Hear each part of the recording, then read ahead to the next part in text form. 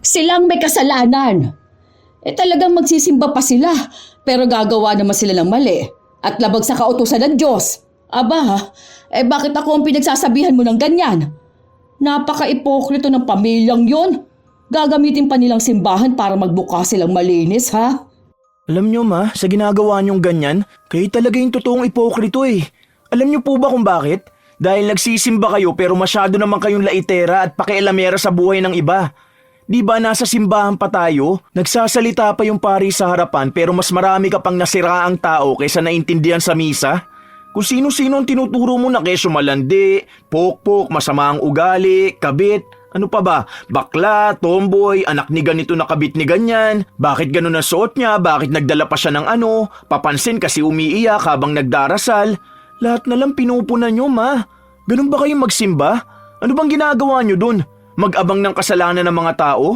Ililista mo ba kung sino sa kanila yung karapat dapat na patawarin ng Diyos at kung sino ang hindi? Sa ginagawa mong ganyan, ma, di ka man lang ba talaga kinikilabutan? Hindi mo man lang ba naiisip na mali ka rin naman? Na isa ka rin sa mga makasalanang tao na nasa loob ng simbahan? Kasi kayo kung sino-sino ang pinag-uusapan nyo, lalo na sina Ate Grace, di ko makuha kung ano yung galit nyo sa kanila eh.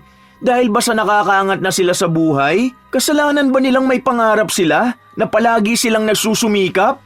Sa kakapunan nyo sa buhay ng iba, hindi nyo alam na anghel monyo na ang tawag nila sa'yo. Dahil may anghel ang pangalan nyo pero umaasta kayong demonyo. Minsan, ang pinakamatinding kalaban ay hindi iba kundi sariling kamag-anak.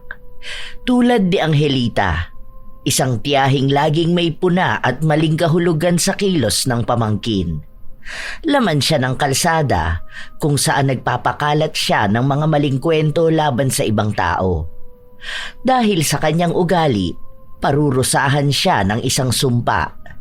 Isang salita na maaaring magpabago ng kanyang pananaw sa buhay. Makakatulong kaya ito para magbago siya o magiging dahilan lang para mas lalo siyang maging masama? Ang pamilyang nagmamayaman, nasa labas na naman kumakain, oh. Picture-picture pa sila ng pagkain nila. Ano ba naman to? Pansit at tinapay lang naman to. Sus! Akala mo naman, ngayon lang sila nakakain ng ganyan. Sino yan, ma? Sino pa ba? Malamang ang mga magagaling mong kamag-anak na nakatira dyan. Sina Ate Grace? Lumabas nga po sila kasi birthday ni Tito, di ba? Hindi man lang tayo isinamang kumain sa labas. Talagang pamilya lang nila. Mukhang itinatakwila tayo ng mga ito, ano? Ay, iba talagang nagagawa ng mga taong may pera. Ang yayabang na. Akala mo naman, hindi mga naging pobre. Malamang ma, pamilya nila yan kaya sila lang talaga may celebration. Saka wala namang mawawala sa atin kung di tayo ma-invite dyan. Bakit kailangan mo pang magalit sa kanila? Paano ba naman kasing hindi ako magagalit, ha? Nung nakaraan, nangungutang ako dyan kay Grace. Tapos, ang sasabihin niya sa akin na hindi niya kayang ipautang yung 20K dahil masyadong malaki. At may pinag-iipunan siya. O tapos, makikita ko ngayon na nasa labas sila, nagmamayabang at nagmamaganda sa mga picture. Ano naman pong gagawin nyo sa 20K? Wala din naman po tayong ipambabayad sa utangin nyo dahil wala pa naman akong trabaho. Ay basta, mayayabang sila. Pakita sila ng pakita na gumagastos sila tapos kapag hiniritan mo, walang mga pera. Kahit pa ilang araw na ang lumipas, inis na inis pa rin si Angelita sa kanyang pamangkin. Mabait naman si Grace at ang mga kapatid nito. Ngunit sa hindi maipaliwanag na dahilan, ayaw talaga sa kanila ni Angelita. Siya rin ang nagiging dahilan upang pumangit ang tingin ng mga tao sa pamilya na yon. Kahit na ang totoo, kung hindi tinulungan ng tatay ni Grace si Angelita, marahil ay sa lansangan pa rin sila nakatira ng kanyang mga anak. Isang araw, habang naglalakad papunta sa tindahan si Angelita, nakita niya ang pamangkin niya na bumaba sa kotse. Uy, saan ka galing? Ibang kotse na naman ang naghatid sa'yo ah. Kahapon nakita kita, nakamotor naman naghatid sa'yo pa uwi. Wala po tita. Nagkayayaan kasi kami ng mga kaibigan ko na magkita-kita eh. Sakto, wala naman din akong pasok ngayon kaya sumama na ako. Ano naman yung dala mo? Pasalubong mo ba yan? Hoy, baka naman no. Balita ko, ang dami mo ng pera. Kita ko yung post nyo Mukha kayong mayaman doon. Pinabili po ito ni Chitoy. Sus! Gagamitin mo pang pangalan ng kapatid mo. Ayaw mo lang mamigay Bakit ganyan na ang ugali ninyo ngayon, ano? Palibasa, nakakatikim na kasi kayo ng ginhawa. Kaya ngayon, kung ituring nyo na kami, para na kaming ibang tao. Lalo na yung kapatid mong bading, ha? Kung makapagmaldita sa akin, akala mo hindi ako tiyahin? Para atang pati mga pinsan ninyo. Ayaw na ninyong kausapin Hindi po kami ganyan, tita. Kilala niyo naman po si Chitoy noon pa man. Ganyan na siya. Saka, hindi po totoo na sumama ang ugali namin. Kasi po, iba-iba naman po talaga ang ugali ng mga tao. Oh, okay. Sabi mo Ano ba namang magagawa ko? Di ba, matalino ka kasi. Sige po, paraan na lang po ako. Ngumiwi ang labi ni Angelita nang lumampas sa kanya ang kanyang pamangkin. Nagpatuloy na siyang magpunta sa tindahan kung saan naabutan niya roon ang mga kapwa niya na mahilig pang himasukan ang buhay ng ibang tao. Ay, oo. Totoo ang sinasabi ko sa inyo. Ibang kotse na naman ang naghatid sa kanya. Pakiramdam ko. Kaya ang daming pera ng mga yan. Kasi pok-pok yang si Mary Grace. Naku! Alam mo naman, yung mga mainhin na babae, di ba? Nasa loob ang mga kulunang mga yan. Malalandi. Maniwala kayo sa akin. Yan ang pinagkakakitaan yan. Yung sinasabi niya na VA, yan trabaho niya. Aba, baka ang meaning ng VA, babaeng bayaran. Pabango lang yung VA na yan, ano? Siyempre, mga magulang niya, kukonsintihin talaga yan. Pera na yan Kahit magbenta pa lang dangal ang anak nila, makaahon lang sa hirap. Noon pa niya gawain yan. College pa yan, may mga customer na yan kung sino-sino dyan. Dati nga palaging nakamotor ang naghahatid sa kanya. Nagmamalinis lang yung pamilya na yan. Tapos yung bakla, si Chitoy. Aba, nagbebenta yun ng party drugs. Narinig ko yan minsan may kausap sa cellphone niya. Oh, di ba? Pansin mo rin na mahilig siya magpunta sa party. Magaling lang magtago mga yan Ako, bilang concern sa kanila kinakausap ko naman ang kapatid ko. Dahil syempre, para pagsabihan ng mga anak niya na magtrabaho naman ng marangal. Nakakahiya kasi yung ginagawa nila Tapos kapatid ko lalaki pa, di ba?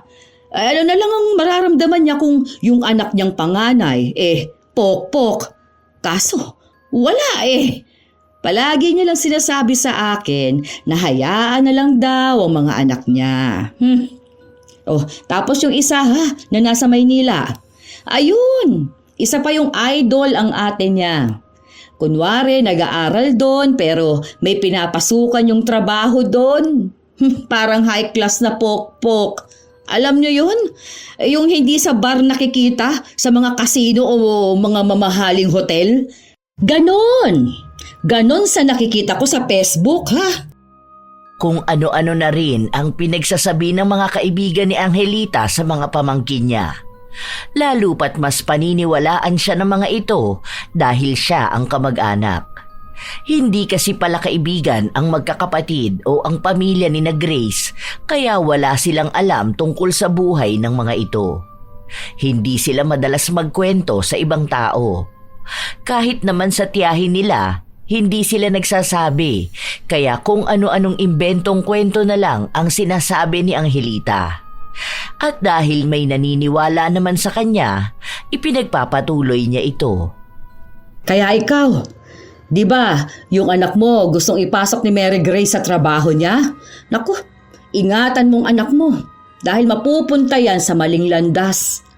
Naku, Dangal na nga lang ang maiingatan, ibebenta pa kapalit ng kaginhawaan sa buhay.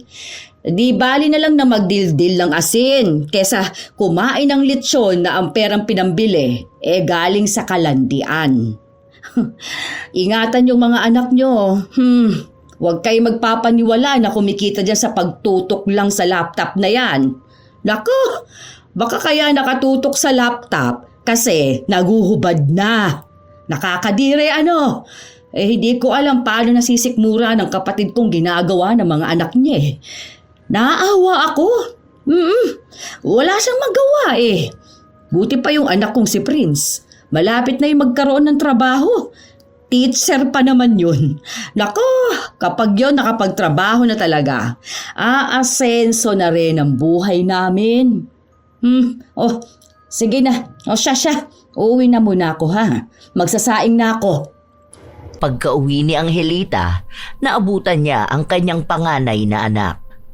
Katatapos lang nitong magsaing habang ang isa niya pang anak ay nanunood sa cellphone nito. 3 ang anak ni Angelita at lahat yun ay iba-iba ang tatay. Kakahiwalay lang nila nang huli niyang kinakasama, kaya ang inaasahan na lang niyang tutulong sa kanya ay ang panganay niyang anak. Dahil ang dalawa ay nag-aaral pa.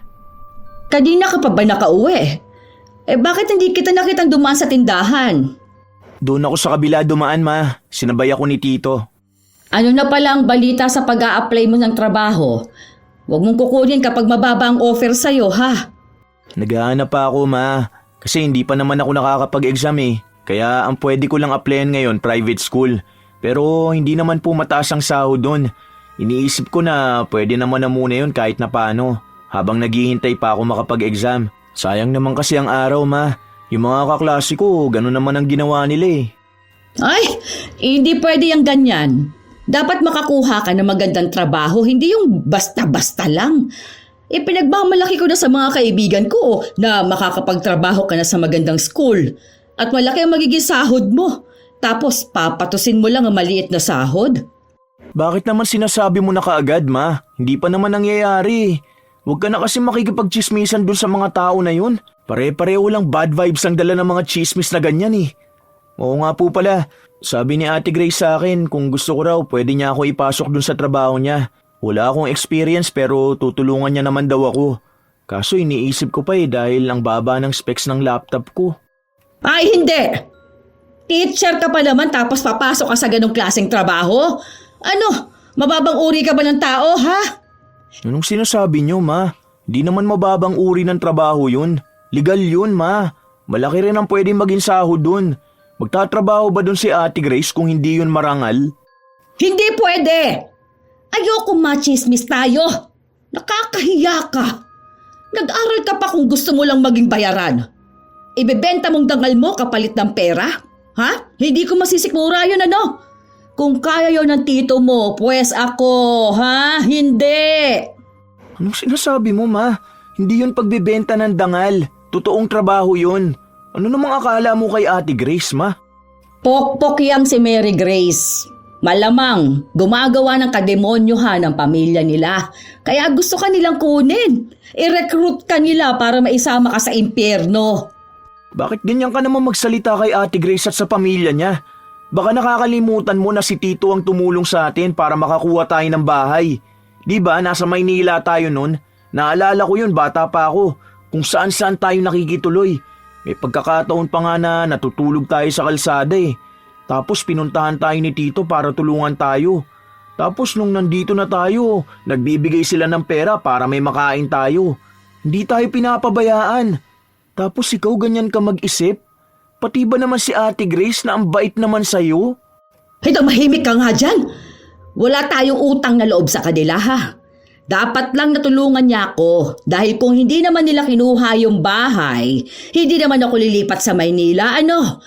Inuto kasi niya ni Kuya si tatay noon eh. Tingnan mo, nagiging bastos ka na, ha? Ganyan bang itinuro ko sa'yo? Ma, pinipilit naman kitang intindihin. Pero sana malaman mo rin kung anong mali mo. Lalo na mga kamag-anak natin yung pinagsasabihan mo na masama. Hindi lang basta kamag-anak eh. mga taong tumulong pa sa atin. Tapos kahit wala naman silang masamang ginagawa, kung ano-ano pang sinasabi mo. Tapos kinikwento mo pa yun sa ibang tao, di ba? Ano bang akala mo? Kakampi mo ang mga chismosa na yon? Malamang kung wala ka dun, ikaw naman ang pag-uusapan nila. Basta! Hindi ka papasok sa trabaho niyang Mary Grace na yan! Bigyan mo ng kahihiyan ng pamilya natin, ha? Nag-teacher ka! Hindi ka para umidolo ng maruming babae! Nakakaramdam ng inis ang binata, lalo pat kasundo niya ang kanyang mga pinsan. At naaawa siya sa mga ito kapag naririnig niya ang mga bulong-bulungan tungkol sa kanila na ibinalita ng kanyang ina sa ibang tao. Pero kahit naman anong sabihin niya sa ina, hindi siya nito pakikinggan. Dahil para kay Angelita, mas tama ang mga sinasabi niya. Ilang araw pa ang lumipas, hindi makakita ng trabaho ang binata dahil kapag sinasabi niya sa ina ang papasukan niya, nagagalit ito sa kanya. At ang unang tinatanong sa kanya ay kung magkano ang sahod. Gusto ng kanyang ina na malaki kaagad ang magiging pera niya. Hindi para sa pamilya niya, kundi para sa ipagyayabang nito. Isang araw, nakita ni Grace ang kanyang pinsan na naglalakad sa labas. Agad na bumaba ng sasakyan ng dalaga para lapitan ito. "Prince, saan ka pupunta? Naglalakad kang init-init, hindi ka pa nagdala ng payong." May dala ako kanina kaso nasira eh. Naghahanap ako ng work, te. "Di ba sabi mo nung nakaraan sa akin, may papasukan kang school?" Oo nga, te. Dapat mag-start na ako nung Monday pa. Kaso di ako pinatuloy ni mama kasi ang sabi niya maliit ang sahod. Hindi naman daw ganun yung sahod na nakikita niya sa Facebook. Bakit kasi hinahayaan mo ang mama mo na magdesisyon sa trabaho mo? Siya na nga ang nagpumilit sa'yo na mag-teacher ka kahit na ayaw mo naman talaga. Tapos ngayon, pati ba naman papasukan mong trabaho? Sabi ko naman sa'yo, pwede ka naman dun sa work ko. Meron din pala akong kilala. Naghahanap sila ng English teacher. Gusto mo bigay ko account niya para kausapin mo? Ayaw nga ni mama ng ganyan eh. Hindi naman daw totoong trabaho. Hindi totoong trabaho? Sumasahod nga ako dun. May ibang teacher akong kilala na naka-work from home naman. Saka, di ba balak mo naman na pansamantala lang habang naghihintay ka pa ng exam? Try mo na, sayang ang araw. Para kumita ka at makaipon na rin. Kung gusto mo talaga na sa school ka magtuturo, pwede ka naman umalis kapag may nakita ka ng papasukan mo. Ano bang gusto mo? Hindi ko alam, te. Wala nga akong ganang maghanap ng work ngayon eh. Kasi lahat na lang ayaw ni mama. Saka kahit na makapasa man ako sa exam, hindi ko pa rin nakikita ang sarili ko na magturo. Kasi sa totoo lang, alam nyo yan, di ko talaga gusto magturo, di ba? Wala akong maramdaman na excitement.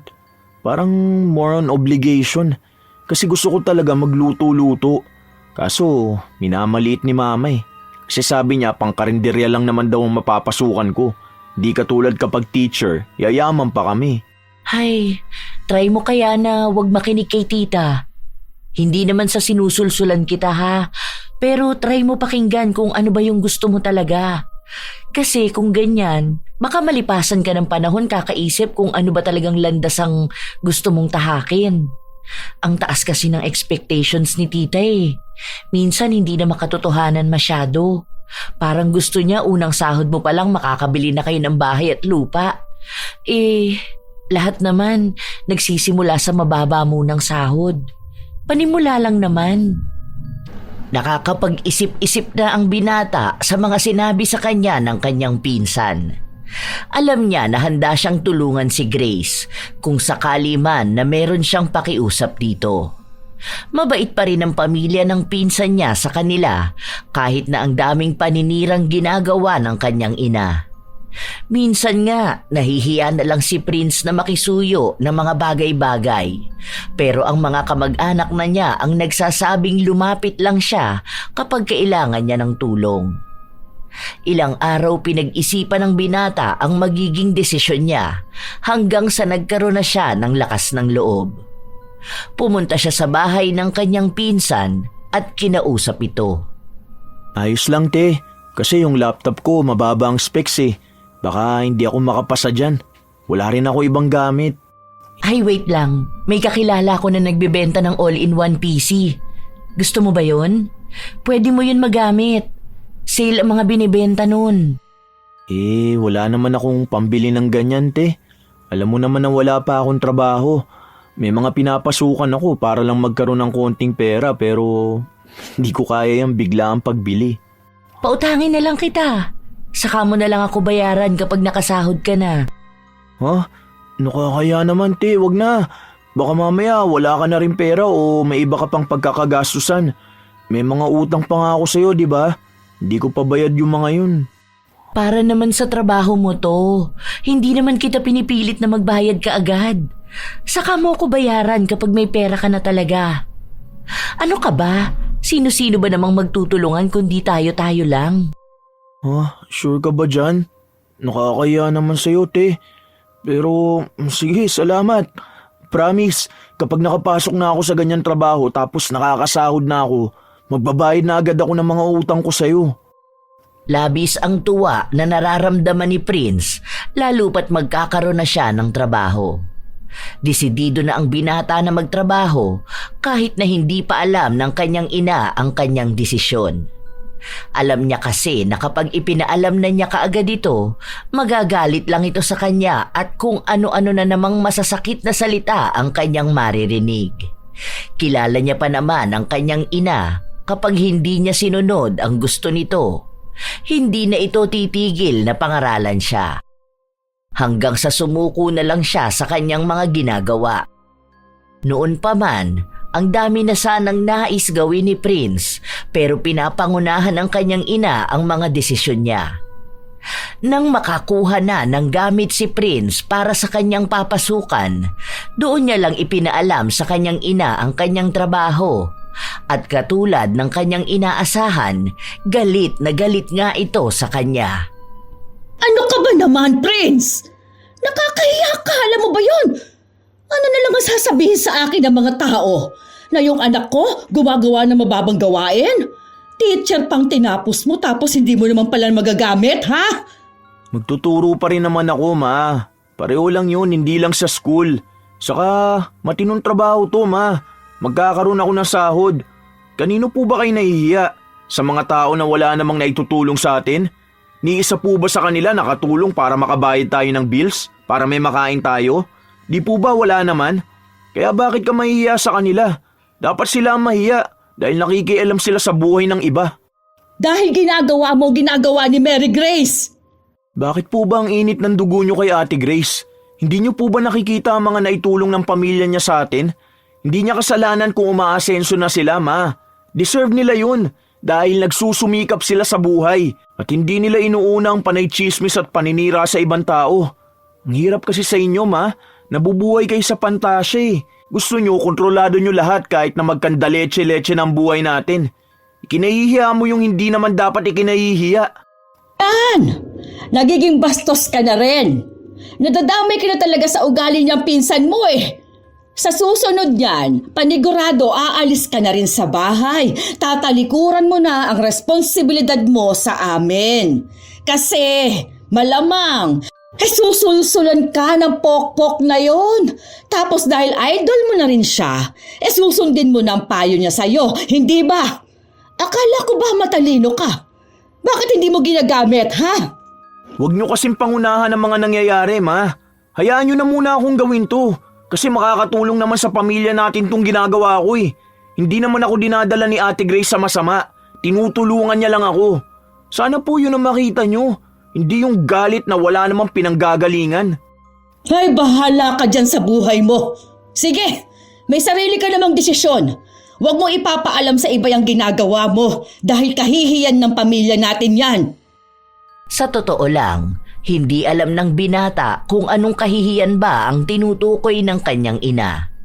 Wala naman silang dapat patunayan sa ibang tao dahil wala naman din silang maipagmamalaki sa buhay. Ilang araw pa ang lumipas, nagsisimula na si Prince sa kanyang trabaho.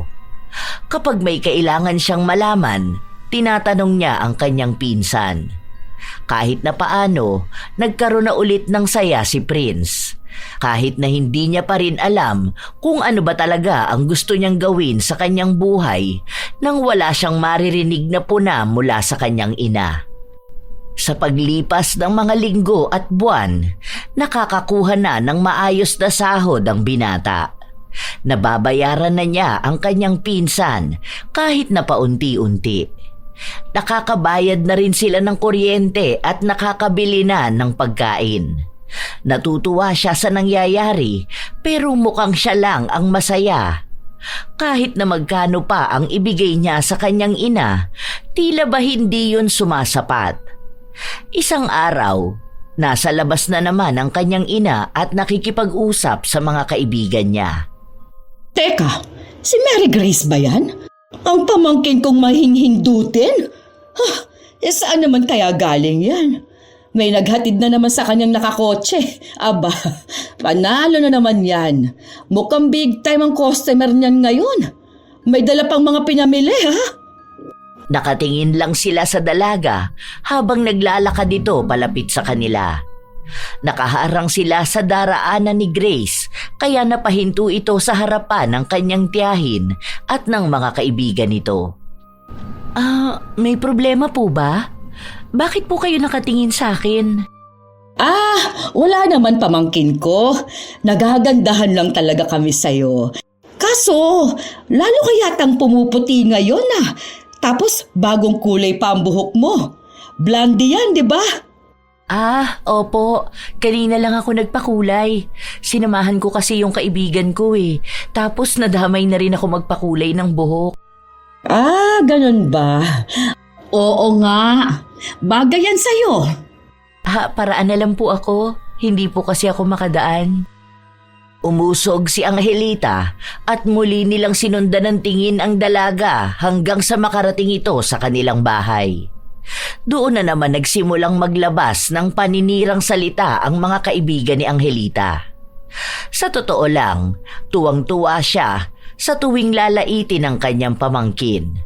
Pakiramdam niya ay palagi siyang nakakalamang sa buhay kapag may nagsasabi ng masama tungkol kay Grace. O, diba? Ganong kulay ng buhok ang gusto ng mga pokpok. Halata naman sa kanya na laspag na siya, hindi ba? Ay, kawawang bata. Sinira ang sarili para lang sa pera. Kaya ako, yung mga anak ko, palagi kong pinapangaralan na huwag gagaya sa mga pinsan nila. At baka mapariwara ang buhay nila. Lalo ng panganay ko, si Prince na teacher. Aba, close pa naman sila niyan. Pinagbabawalan ko palagi dahil nga hinihikayat siyang dalhin sa impyerno. Feeling ko talaga, pera na ang Diyos nila. Pero hayaan na natin. Dumarating din naman ang karma sa mga taong katulad nila. Hayaan na lang natin na langit ang magparusa sa kanila. Oo nga pala. Anong oras tayo magsisimba bukas? Agahan na lang siguro natin, ano? Matapos nilang panghimasukan ang buhay ng iba at siraan ng mga taong hindi naman nila lubos na kilala, pinag-usapan naman nila ang tungkol sa pagiging makadiyos nila. Kinabukasan, maagang ang nagising si Angelita at naabutan niya ang kanyang anak na nagluluto ng almusal. Ang aga mo naman atang nagising. Sasama ka ba magsimba? Sumama ka na. At para naman malinawan yung kaisipan mo, para mailayo ka sa masasamang gawain. Dapat ipagdasal mo na bigyan ng kalinawan ng puso mo para maging mabuti kang anak na susunod sa utos ng magulang. Kasi ang ginagawa mo, gawain niya ng dyablo Nagpapasakop ka na sa kasalanan. Kasi wala kang ibang ginawa kundi ang sumama dun kay Grace. Tara na! Magbihis ka na. Wala naman po kasi kaming ginagawang masama. Ganyan talaga ang dulot sa'yo ng kasamaan. Inaakala mo na wala kang nagagawang masama dahil lalalaso na nila ang utak mo. Ganyan ang gawain ng mga dyablo rito sa lupa. Ay, tingnan mo nga si Grace. Mukhang mabait, mukhang inosente at anghel. Pero ang kaluluwa nun, sunog na sa impyerno. Hindi ako papayag na mangyayari yun sa'yo. Kaya hanggat maaga pa, agapan na natin yan. Grabe naman kayo magsalita, Ma. At talagang pupunta pa kayo sa simbahan sa lagay na yan? So tingnan mo, natuto ka na talaga sumagot. Sumama ka sa akin. Bilisan mo, magbihis ka doon. Huwag mo akong gagalitin ngayon, Prince. Linggo ngayon, araw para sa Panginoon. Napailing na lang ang binata. Tuwing linggo talaga ay laman ng simbahan ng kanyang ina. Hindi kumikibo ang binata habang kasama niya si Angelita. Kapag may naririnig siyang sinasabi ng ina, napapabuntong hininga na lang siya. Dahil kahit kasi sa loob ng simbahan, hindi mapigilan ng ina na punahin ang mga nakikita niya. Lalo na kapag may kakilala sila na nagsimba, may mga kwento siyang hindi naman din totoong nangyari. Ano ba naman yan? Tingnan mo yung babae na maigsi yung buhok. Tomboy siguro yan. Dapat hindi na nagpunta yan dito Ano bang akala niya? Matutuwa sa kanya ang Diyos kapag nakita siya? Ay sas! Wala rin naman yung dasal niya kung hindi niya babaguhin ang masama niyang gawa. Magpakababae siya. Dahil babae at lalaki lang naman ang ginawa ng Diyos. Pati ba naman buhok ng tao kailangan mo pang punahin, Ma? Malay mo naman gusto niya lang magpagupit ng buhok. Malaya naman ang mga taong gawin ang gusto nila. Lalo na kung hindi naman yun nakakaapekto ng masama sa kapwa nila. Kahit na, makasalanan pa rin yan. Parang yung babae na yun, kita mo yun. Dating nakatira kina Maria. Yung nagbebenta ng kakanin. Kabit yan dati. Tapos naging GRO pa. Tapos gayon, pasimba-simba pa siya. Baka kasalanan naman. Hindi po ba kaya nga ginawa tong ganito para sa mga taong makasalanan? Kung ang mga taong mabubuti lang ang pwedeng pumasok sa simbahan, baka walang maging laman to. Hindi naman napatunayan na naging kabit yan Isa pa, matagal na panahon naman na yata silang tumigil maging GRO. Ginawa niya lang yun noon dahil may sakit yung nanay niya. Hindi natin alam kung anong pinagdaanan niya at anong kwento kung bakit nagawa niya yun. May karapatan naman sigurong magbago ang mga tao, Ma. Kahit na, nakakahiya pa rin makita siya ng mga tao rito. Palibasa makapal ang mukha niyan. Yan nyo na lang siya, Ma. Di naman siya nagsimba para matuwa sa kanya ang mga tao. Kakapansin nyo sa kanila, hindi nyo na napakinggan ang sinabi ni Father. Huwag ganyan, Ma. Sayang lang ang pagsisimba mo kung di mo naman binabagong ugali mo. Nainis si Angelita sa sinabi ng kanyang anak. Hanggang sa natapos ang misa, wala siyang ibang bukang bibig kundi ang inis niya dahil sa sinabi sa kanya ni Prince. Naririndi na ang binata kaya gusto na niyang umuwi. Kilala niya ang kanyang ina. Hanggat naiinis ito sa kanya, hindi ito titigil na magsalita at magdaldal. Habang naglalakad sila palabas, tinawag sila ni Grace. Nagsimba rin pala ang buong pamilya nito. Napangiwi na naman ang bibig ni Angelita. May panghuhusga sa kanyang mga mata. Nagsisimba rin pala kayo? Opo, tita. Di ba dati pa naman po? Pauwi na po ba kayo? Tara po, kain muna tayo. May masarap daw na silog dyan sa gilid. Bagong bukas lang yun. Sus, hindi na. Baka mamaya isumbat nyo pa sa akin yung ililibre ninyong mumurahing pagkain. Uuwi na kami. Kayo na lang ang kumain. Total kayo lang naman ang pamilya, hindi ba? Baka sumakit pa ang tiyan ko dahil masama ang loob ninyong maglabas ng pera na pambayad sa kakainin namin. Ano pong ibig niyong sabihin, tita? Hindi naman po ako nanunumbat. Katatapos lang magsimba, nagsisinungaling ka na kaagad. Hindi pa nga ata bawas ang kasalanan mo Nagdagdag ka na naman. Ma, ano ba naman yung pinagsasasabi mo? Tara na nga, umuwi na tayo. Pasensya ka na, te ha. Hindi ko alam dito kay mama Baka gutom na to. Kung ano-ano na lang ang sinasabi. Salamat na lang sa alok, te. Next time na lang ha. Nais pa sanang magsalita ni Angelita pero pinigilan na lang siya ng kanyang anak. Ang binata na lang ang nahihiya sa inaasta ng kanyang ina. Lalo pat naroon ang buong pamilya ni Grace. Hiyang-hiya si Prince.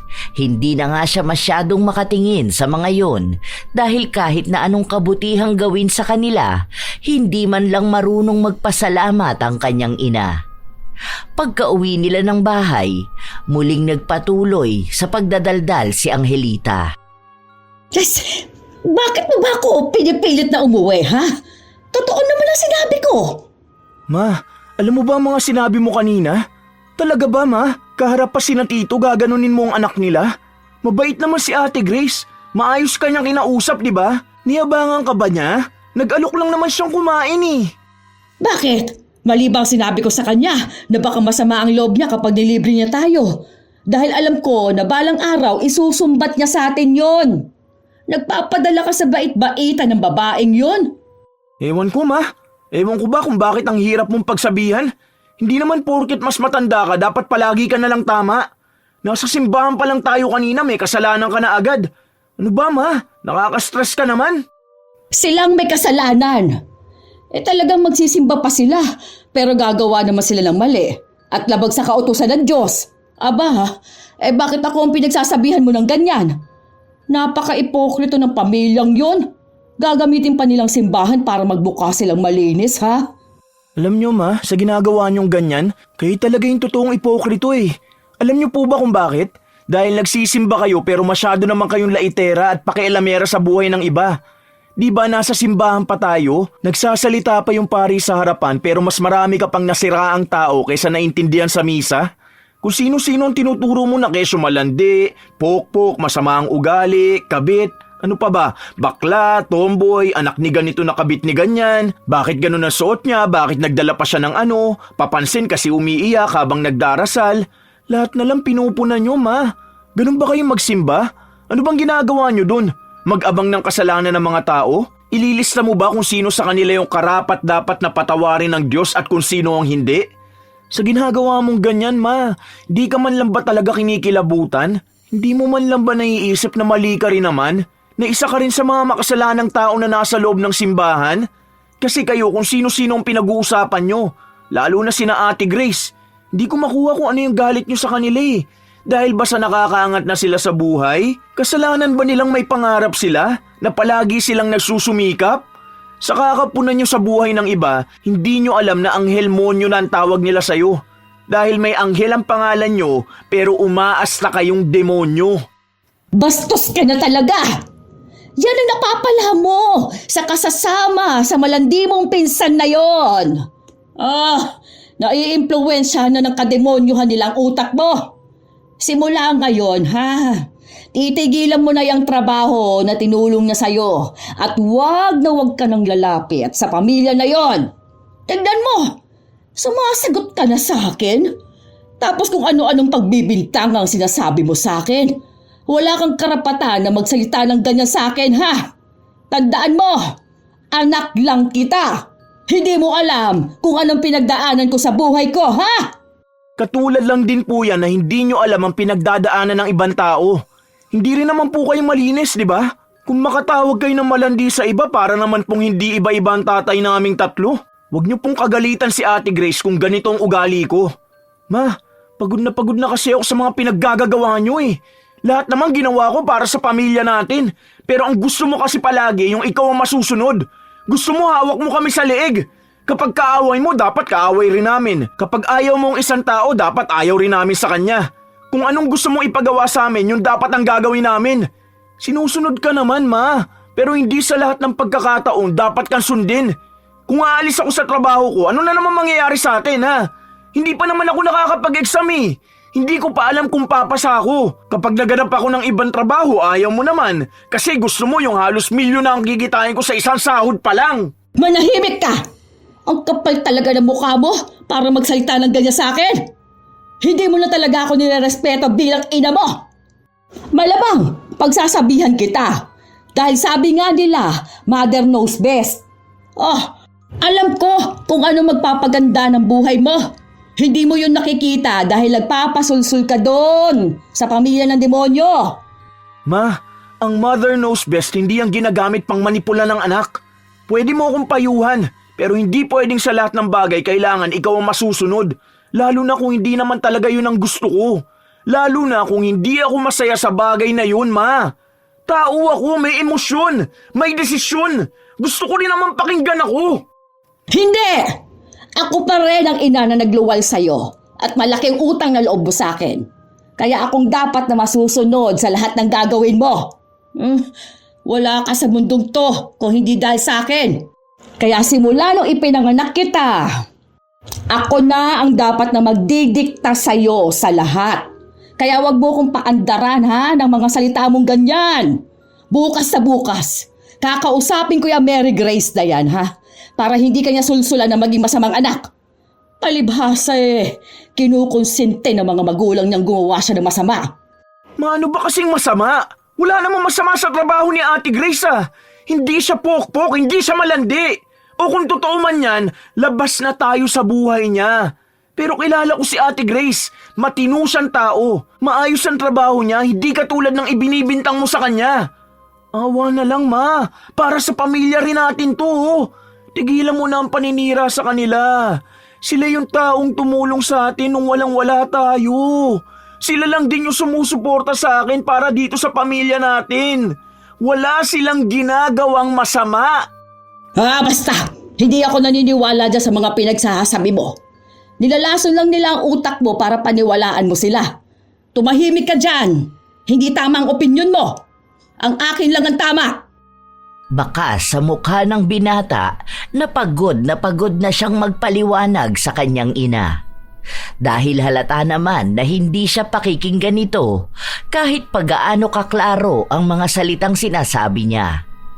Papaniwalaan ng kanyang ina ang anumang nais niyang paniwalaan.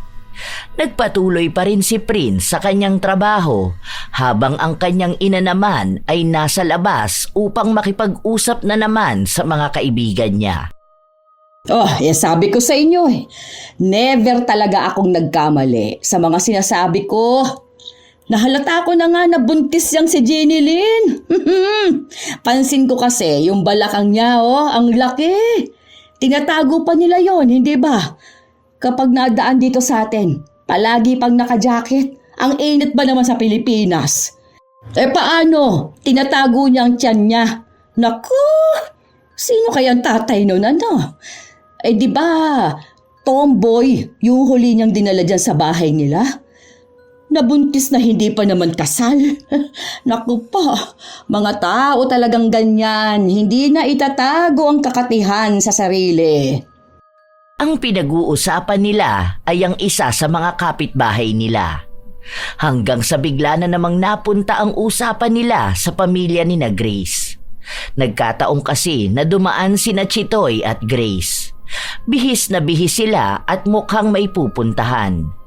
Bigla namang nagkatinginan ang magkakaibigan matapos nilang marinig ang salitang booking. Maya-maya pa, may dumating na puting kotse at sumakay roon ang magkapatid. Narinig niyo ba yon? Booking daw, di ba? Hindi ba ang booking sa mga babaeng bayaran lang yon? Mukhang dalawa pa sila ng kapatid niya. Hay, nako. Hindi kaya nahahawa ng sakit ang magkapatid na yan? Ay, nakakatakot na talaga. Isipin mo, paano kung may HIV ang mga yan? Di ba, balita ngayon na ang daming kaso ng HIV sa Pilipinas. Ang bilis lang kumalat. Paano ba naman kasing hindi kakalat kung may mga ganyang klase ng tao, hindi ba? Good luck na lang talaga sa mga pamangkin ko na yan. Wala na saan ang ibang kabataan ang magaya sa kanila. Sa panahon ngayon, hindi mo na mapagkakatiwalaan ang itsura ng mga tao. Kahit kasi mukhang mabait, may itinatagong sikreto. Maruming pagkatao. Kung ano-ano na namang pangit na salita ang lumabas sa bibig ni Angelita laban sa kanyang mga pamangkin. Ganoon ang palagi niyang ginagawa. Hindi siya tumitigil na laitin at magbalita ng ikasisira ng pamilya ni Grace. Hanggang sa nakarating na sa kanyang kapatid ang pinapakalat nito laban sa dalaga.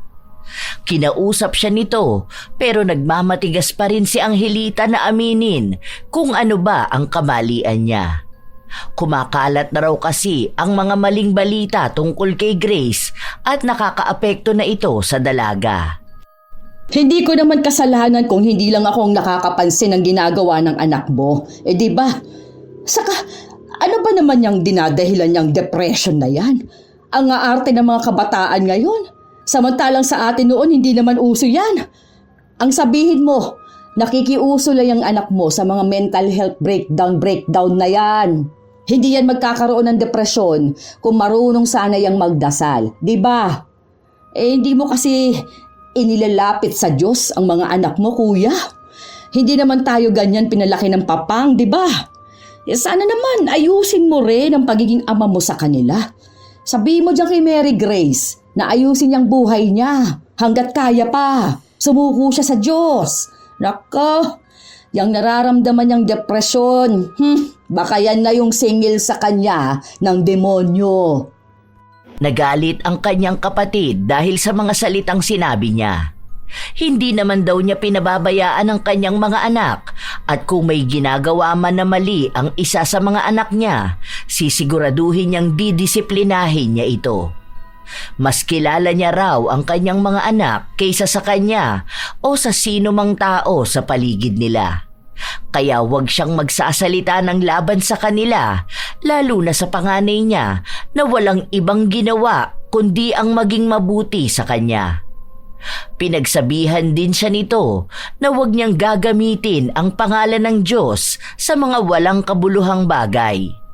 Dahil hindi rin naman nagpapatalo si Angelita, nag-away sila ng kanyang kapatid hanggang sa sinabi sa kanya ng kanyang kapatid na wag na lang silang mag-uusap kung hindi naman magbabago ang kanyang ugali at pakikitungo sa kanyang anak. Ay, siya!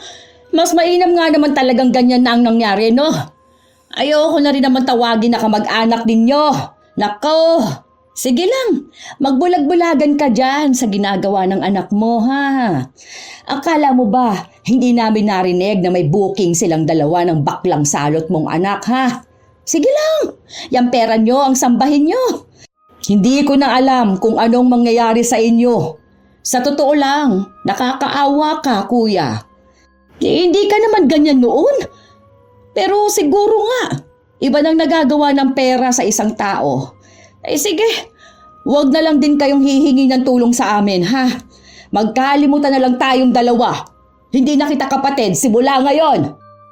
Masama ang loob ng kapatid ni Angelita sa mga salitang binitawan niya. Ilang sandali pa, kapansin-pansin na tila ba nahihirapan itong huminga. Napahawak pa siya sa kanyang dibdib. Oh, anong kaartehan yung ginagawa mo, Antonio? Sos, kunwari ka pa dyang hindi ka makahinga. Ano, idadrama mo na naman sa akin ang sakit mo, ha? Magtigil ka dyan, ha? Habang naghihirap ang kapatid niya na nasa sahig na, walang ibang bukang bibig si Angelita kundi ang paninira sa pamilya nila, lalo na sa mga anak nito. Alam niyang totoong may sakit ang kanyang kapatid dahil kahit noong mga bata pa lang sila, kapag masama ang loob ni Antonio, naninikip ang kanyang dibdib at nahihirapan siyang huminga. Pero walang pakialam si Angelita kahit yata mamatay pa sa harapan niya ang kanyang kapatid. Ito'y baliwala lang sa kanya. Mabuti na lang at nakita sila ng bunsong anak ni Antonio kaya humingi agad siya ng tulong. Habang si Angelita naman ay naglakad na pabalik sa kanilang bahay. Ilang sandali lang din, dumating ang kanyang anak at mukhang galit na galit ito. Ma, bakit naman ganun ang ginawa mo kay Tito? Ano na naman pinagsasabi mo sa kanya? Alam mo ba na critical ang kondisyon niya ngayon? Kung hindi pa siya nakita, baka doon na siya namatay. Aba, bakit ba sa akin ka nagagalit, ha? Matagal naman na siyang may sakit. Ako ba ang gumawa ng sakit sa kanya, ha? Baka karma na nila yan. Alam mo naman po pala na may sakit siya, pero anong ginagawa mo? Binibigyan mo pa siya ng sama ng loob? Mabait na nga sila sa atin, ganyan ka pa. Hindi ko na alam kung paano kita ipagtatanggol eh. Kasi ako mismo, hiyang-hiya na talaga kay na tita. Sa totoo lang sa lahat ng kapatid nyo, si Tito Antonio lang ang may malasakit sa atin eh. Wala namang kahit na sino sa mga kamag-anak natin ang gustong tumulong sa atin, di ba? Tapos sila pa ang nakikitaan mo ng mali. Pare-pareho lang silang lahat na masasama ang ugali dahil lang sa nakakaangat sila sa buhay. Makasalanan ba nila kung mahirap tayo, ha? Kasalanan ba nila na ganito ang buhay natin? Hindi naman, di ba? Kayo noon lumaki kayo sa hirap. Pero alam niyo po ba kung anong pagkakaiba niyo sa mga kapatid niyo? Sila kasi inuuna nila yung mga pag-angat nila. Kayo inuuna niyo ang kasiraan ng iba. Sa halip na intindihin niyo kung paano kayo aasenso, ang iniintindi niyo kung paano niyo hihilahin ang ibang tao pababa. Hindi mo alam ang pinagsasabi mo dahil wala ka sa sitwasyon ko, ha? Kahit pa magalit silang lahat sa akin, di ba itinakwil naman na nila ako? Kanina, anong sabi sa akin yung pinagmamalaki mong tsuhin? Ang sabi niya sa akin, mas maganda na putulin na lang namin ang ugnayan namin. Bakit niya nasabi yon? Dahil nasasaktan siya sa katotohanan na mali naman talaga ang paraan ng malanding Mary Grace na yan. Para lang makaahon sila. Di ba? Tama naman ako. Sige, ipagtanggol mo siya. Ipagtatanggol ko talaga sila dahil totoo naman na maayos silang tao eh. Di ko alam kung saan nyo napupulot yung pinagsasabi nyo tungkol sa kanila. Dapat nga mas kilala nyo sila eh dahil kamag-anak natin sila. Alam mo ba na narinig ko sila na may booking sila, ha? Doon pa lang. Alam na natin kung anong trabaho nila. Pero patuloy nilang tinatago. Iba-ibang sasakyan na naghahatid at nagsusundo sa kanya, di ba? Minsan nakakotse, minsan naman motor. Anong ibig sabihin nun? Pakawala yung Mary Grace na yan. Kalapating mababa ang lipad. Ma, ang booking na sinasabi mo, sasakyan yun. Hindi na doon panahon nyo na walang gumagamit ng teknolohiya. Kaya hindi nyo alam kung anong booking na sinasabi niya. Yung sasakyan, yung motor na naghahatid kay Ate Grace, binubook niya yun sa app. Grab, Joyride, Move It. Ganyan yun, ma. Ano ba naman yan? Di mo kasi nilalawakan ang isip mo eh. Kita mo na. Nakakaisip ka ng paraan kung paano mo ipagtatanggol ang pamilya na yon. Sa kanila mo na ba gustong sumama, ha? Iwan mo na rin kami ng mga kapatid mo. Pababayaan mo na lang ba kami? Sige. Kung yan ang gusto mong gawin, gawin mo. Basta't hindi mo maaalis sa akin ang paniniwala kung malandi at pokpok yang Mary Grace na yan. Yan ang hirap sa'yo, May. Ang pinaniniwalaan mo lang kasi sarili mo. Kahit na alam naman natin na mali ka. Hindi mo ako pakikinggan dahil napipigong ka sa katotohanan. Nagpapatuloy ang bangayan ng mag-ina. At katulad sa ilan pa nilang pagtatalo, palagi pa ring nagpupumilit si Angelita na siya ang tama at kung anong sinasabi niya, yun dapat ang paniniwalaan. Kalaban niya ang sino mang tataliwas sa kanyang opinyon. Habang patuloy na nagpapalitan ng salita ang mag-ina, bigla namang dumating si Grace. Halata na galit siya, pero pinipilit niya pa ring kumalma. Nandito naman pala ang magaling kong pamangkin. Anong kailangan mo sa akin, ha? Hihingi ka ba ng tulong tungkol sa tatay mo? Ang sabi niya sa akin, hindi na niya ako kailangan pa, hindi ba? Kaya hindi na kami magkapatid, hindi na kami magkakilala. Anong pinag-usapan niyo ni tatay at ganun ang nangyari sa kanya? Tita ko po kayo, kaya gusto ko pa rin kayong respetuhin kahit pa ilang beses ko nang napapatunayan na kayo ang dahilan kaya ang daming chismis na kumakalat tungkol sa akin. Hindi po ako nagpunta rito para linisin ang pangalan ko sa paningin nyo o sa paningin ng kung sino man. Dahil una sa lahat, wala kayong alam sa buhay ko. Kaya wala dapat kayong karapatan na diktahan ako sa kung anumang ginagawa ko. Dahil alam ko at alam ng Diyos na wala akong masamang ginagawa. Ang hipokritang babae. Ginamit pa talaga ang Diyos para sa kalandian niya.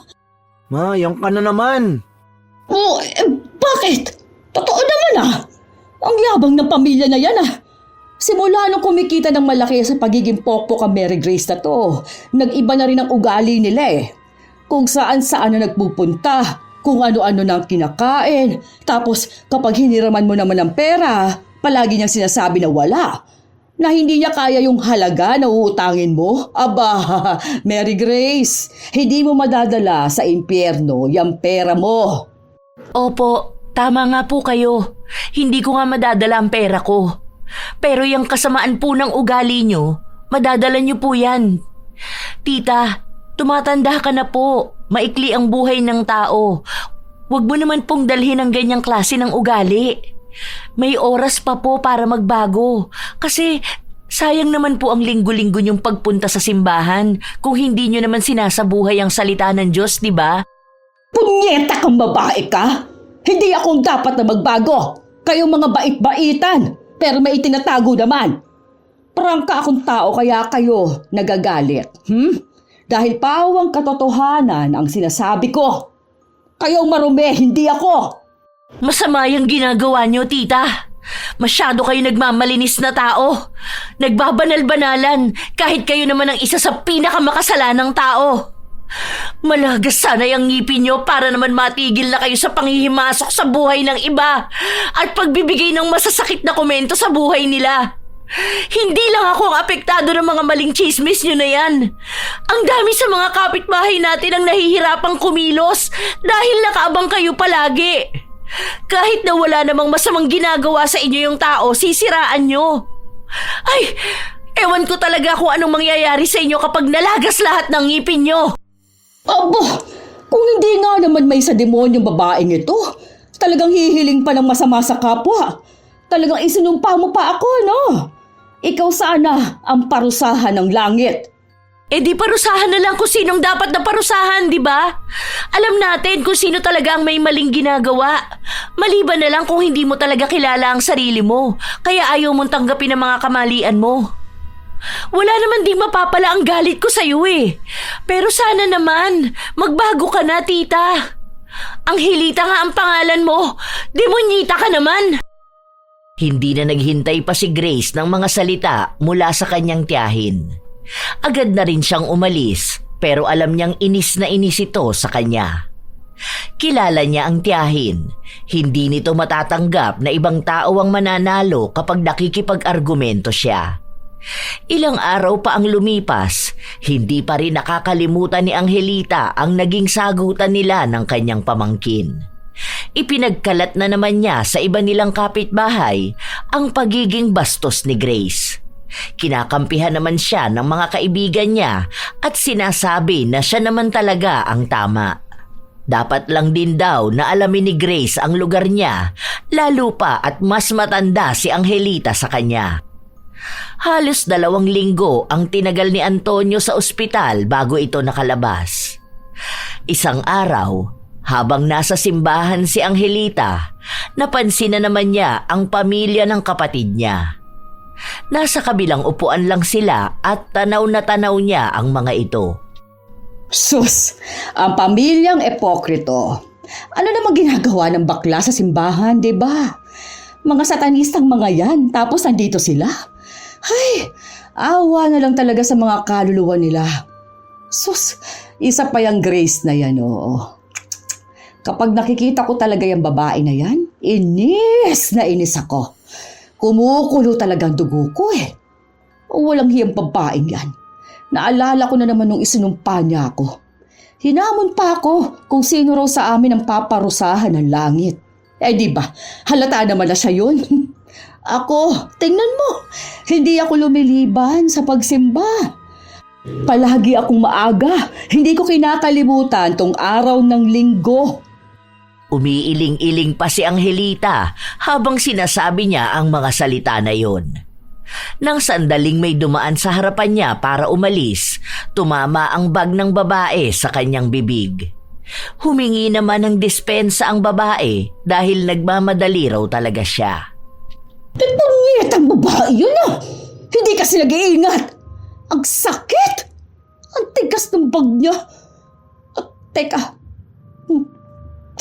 ngipin ko ba to? Binahulog na 2. Tingnan mo nga. Sinabi ng mga kaibigan niya na may 2 sa baba niyang ngipin ang natanggal. Wala kasi siyang ibang naramdaman. Hindi niya yun malalaman kung hindi niya pa nakita ang lagas niyang ngipin.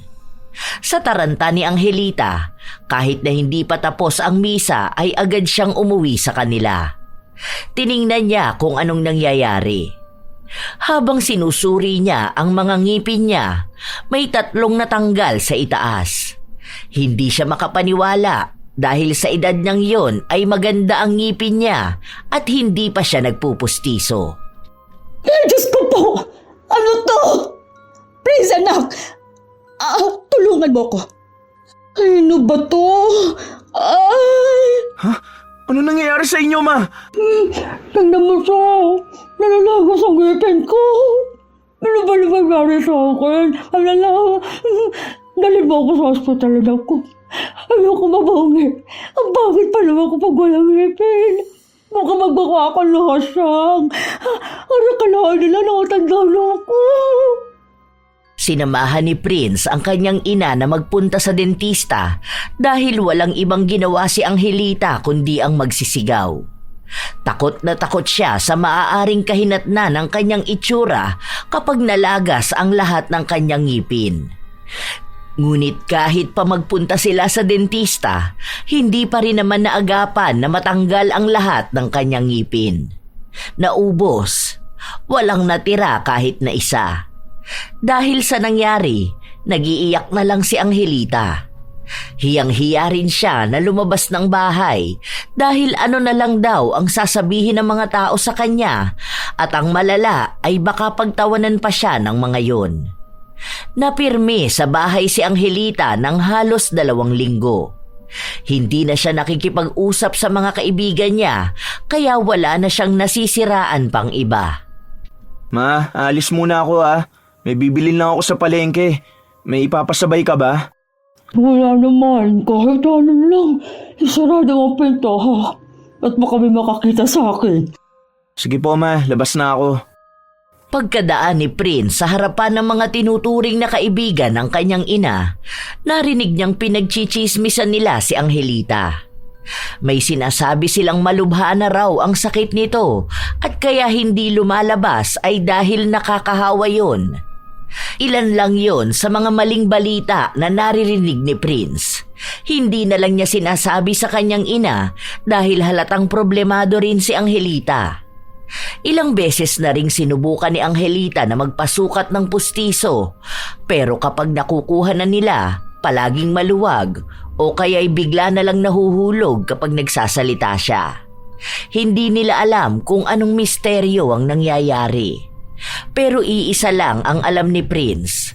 Sa wakas ay natigilan na rin ang kanyang ina na makipag-usap sa ibang tao at magbahagi ng mga mali-maling kwento.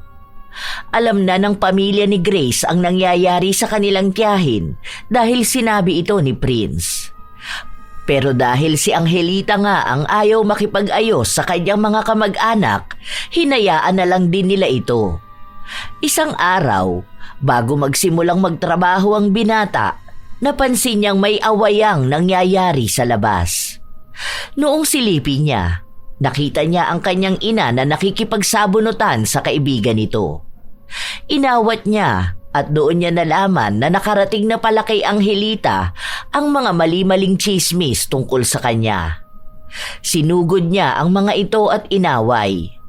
Pinapasok ni Prince ang ina sa kanilang bahay para matigil ang kaguluhan. Hindi bang sabi ko sa inyo dito na lang kayo sa bahay? Kung ayaw niyo mapag-usapan kayo ng ibang tao, dito lang kayo.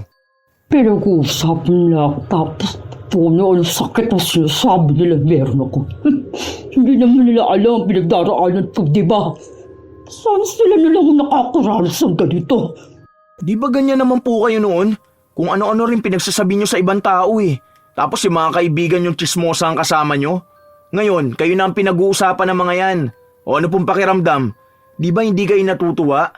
Ganyan din po ang pakiramdam ni na Ate Grace at nung ibang tao. Tanggapin nyo na lang kasi, ma. Hindi naman na rin talaga tutubo yung ngipin nyo.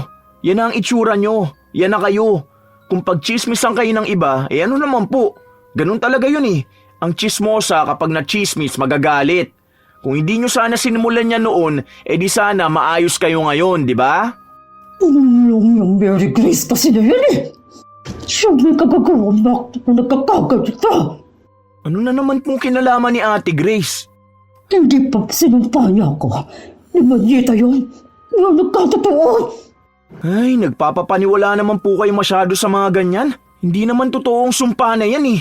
Kung nagkakaganyan kayo, baka yan na yung kabayaran sa mga maling pinagsasabi nyo noon.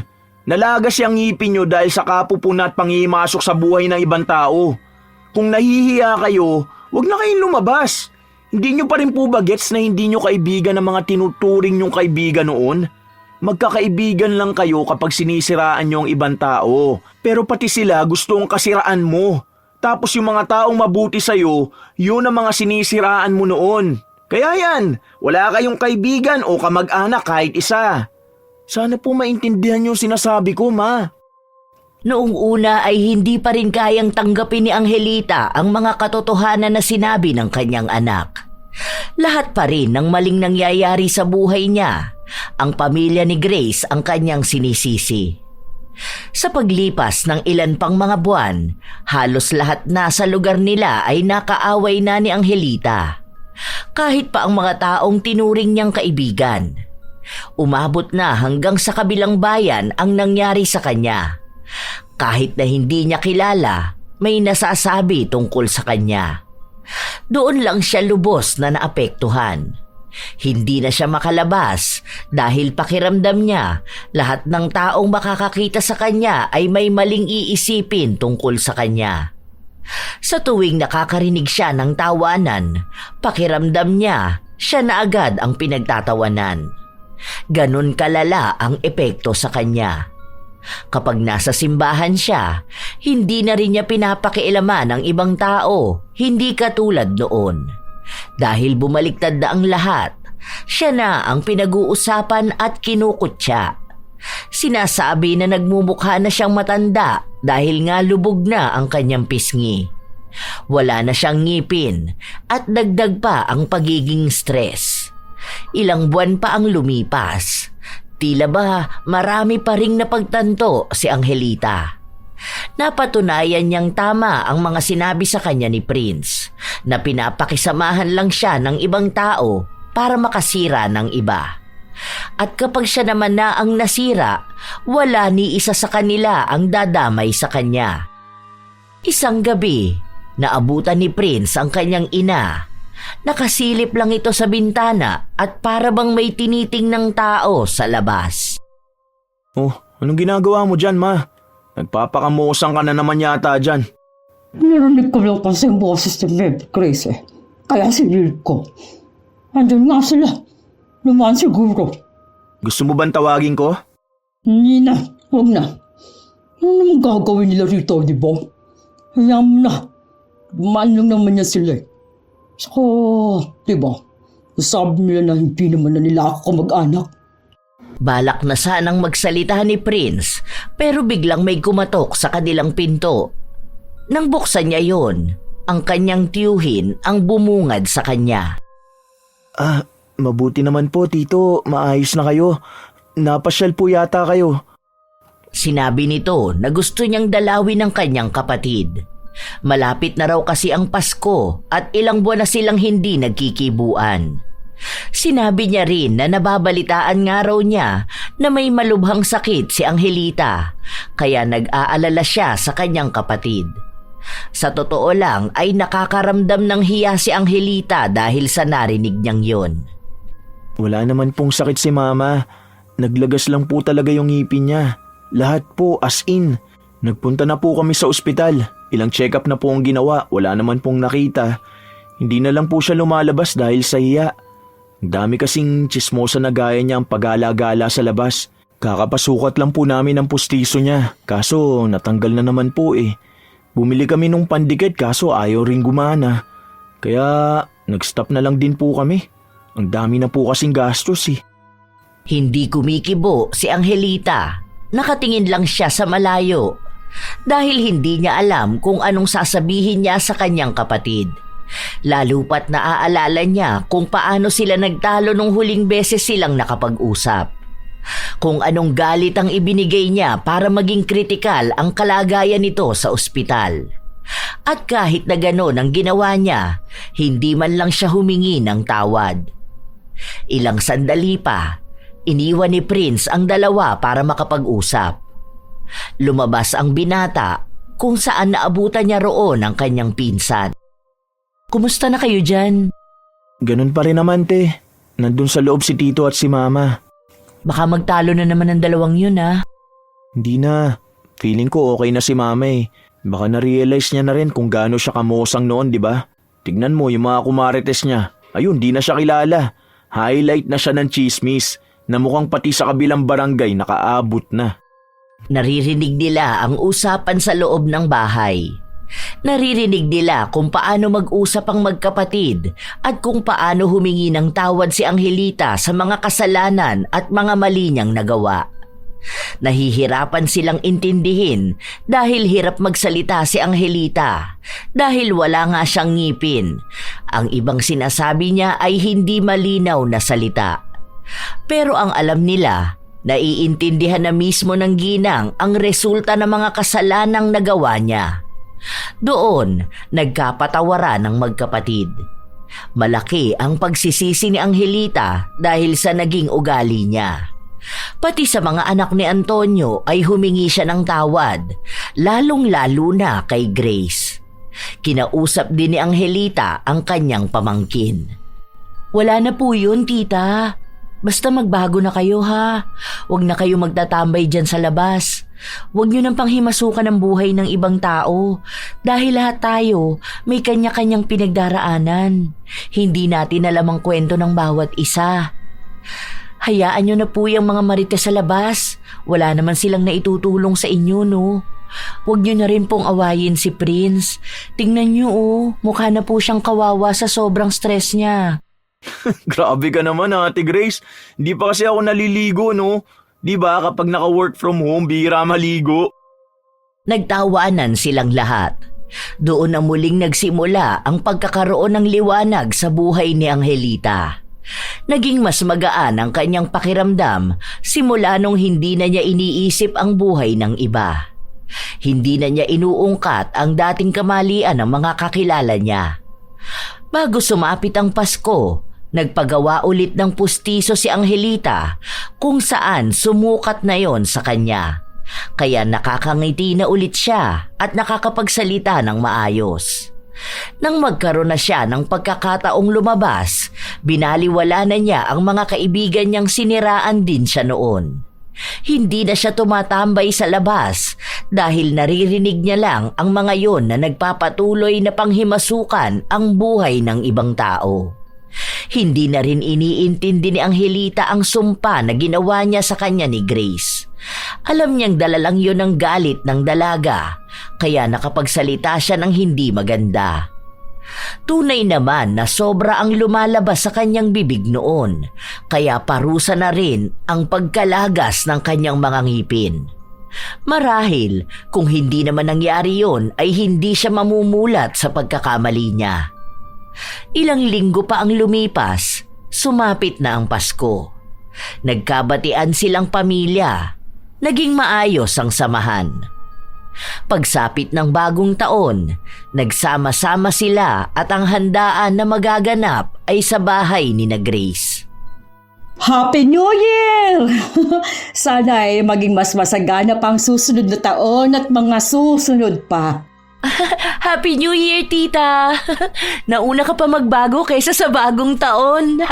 Oo nga, Bida-bida talaga ako no? Pinapangunahan ko ang lahat. Pero at least okay naman yung pagbabago mo. Kesa naman nagbago ka nga. Kaso pasama naman ang pasama ang ugali mo, di ba? Hindi na akong tita ninyong Anghel Monyo, sorry talaga sa mga chismis ko noon, ha? Lalo na dun sa booking. Matanda na kasi ako. Ang booking na alam ko noon kapag i-book ka ng lalaki. Natawa naman ako dyan, tita. Hayaan mo next time, isasama kita sa booking ko, ha? Depende na lang kung anong booking ang gusto mo. Nagtatawanan sila habang pinag-uusapan nila ang mga bagay na yon.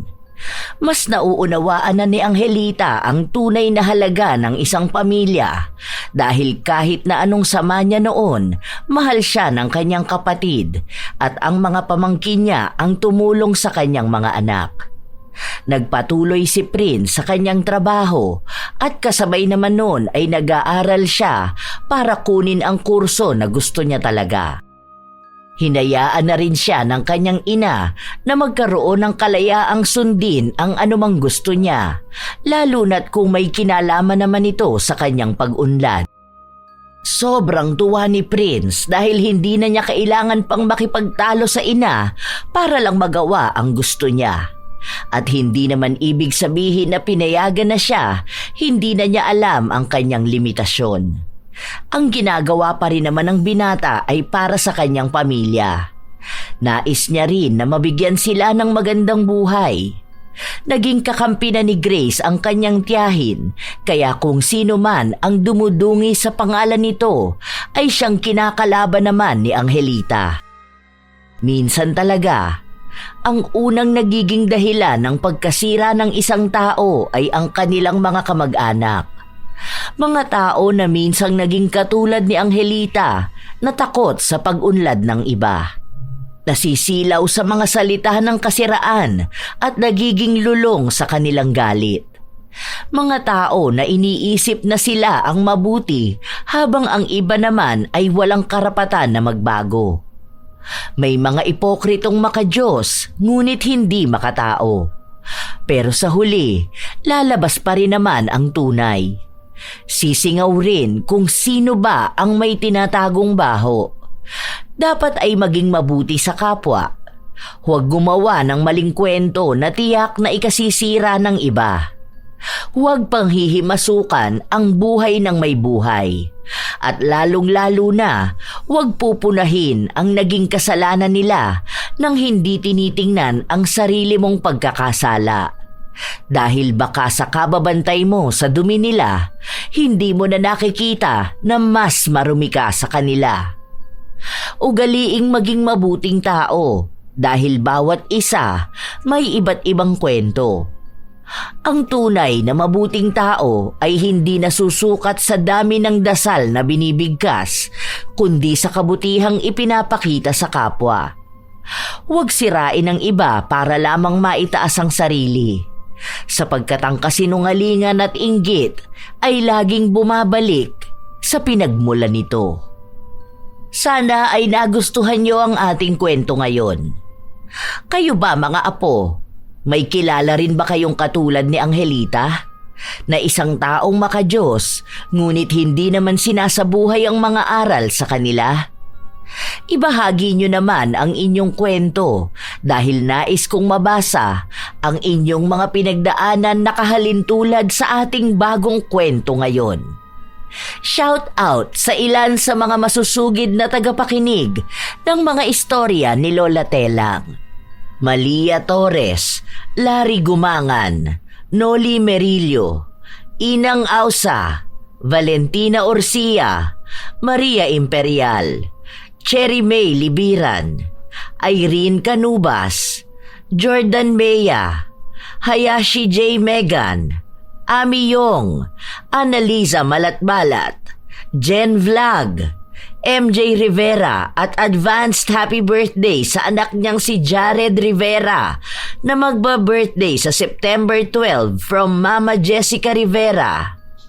Beth, maraming salamat sa pakikinig nyo. Dino Mesa, Josie Aniban, Eileen Remorque, Joan Topez, Matthew Eduardo, Elizabeth Maramot, Juvie Tagapan, Maglinas Family ng Caloocan City at Tagapan Family ng Valenzuela City, Dashi, Jomer Bronola, Cyrus Lago, Mel Santarita, Marivic Salazar, Blessy May, Eva Colya, Lynn Toledo. Shout out din sa inyo, Ann Vital, Rico Camposano, Chona Sotis, George Ativo, Almex, Judith Blaso, Judith Sexy at Josaina Corporation. Elgin TV Vlog, Rosalie Clemente, Joy Bunyag Pangilinan ng Kapas Tarlac, Joanna Marie Pangilinan ng South Korea, Corazon Cacalda, Rhea, Alia Jewel Lanada, Florence Joyce Feras, Jovin Barasona at sa kanyang ate Laika Barasona. Shout out sa inyo, Abby Ruiz, Lou Makatangay, Lovely Rose Roa at kay Princess Rain Roa Alawami, Kevin Zark, kina Laika at Angelina ng Pampanga, Aubrey Villarosa, Aileen Castor, Belen Malbas, Ami Pacana, Marlene Guevara, Rosnea Lagrada at sa Lagrada family ng Barangay New Cuyo, Sheila Legrama, Leonardo Agbayani Jr., Larnie Azurin, Marilor Guevara at sa Guevara family, kina Jenjen, CJ, Janela, Jessie, Nanay Loretta at Miko, Richelle Adapon, Laura Lee Altarejos, Ad Mako, Darlene June, Hana Marie Sevare, Elenita Esporlas, Chris Zaiden Cavan, Sue Maalim, Grace Hementera, Hazel Fiesta, May Mau Vlog, Bernadette Liantejero, Maria Firis Alimios, Tess Gutierrez na nasa Hong Kong. Maraming salamat sa pakikinig nyo, Re Basil, Raymond Icamina, Merly Villarimo, Herin Canete, Vampire, Olivia Ramirez, Grace Giabia, Lani Capile, Mea Espiritu, Maribel Balabag, Gia Gigi, Esteli Reyes, AJ Chua, Francisco Neng at sa kanyang napakagandang asawang si Jeremy Saranillo Francisco, Supladang Pasaway, Lance MBB, Clarissa Telo, Lane Cardiente, Roda Bieri at kay Roslyn Mangilin. Ito ang inyong Lola Telang at maraming salamat sa lagi niyong pakikinig sa mga istorya ni Lola Telang.